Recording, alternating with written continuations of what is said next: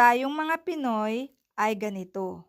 Kapag niyaya tayo ng ating friend na makinig ng isang financial literacy Zoom webinar na libre, ang sagot agad natin, tsaka na lang at wala akong oras.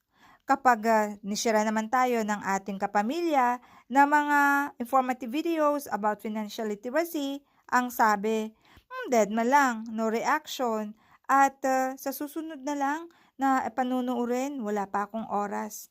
Tapos, lagi mo na lang naririnig sa ating bukang bibig ng mga Pinoy na ang hirap ng buhay, ang mahal-mahal ngayon ng bilihin at ang liit-liit pa ng sweldo, tapos nababaon sa utang. Kapatid, ang pag-aasenso sa buhay ay napag-aaralan yan, hindi nadadala sa ugaling sa kanalang.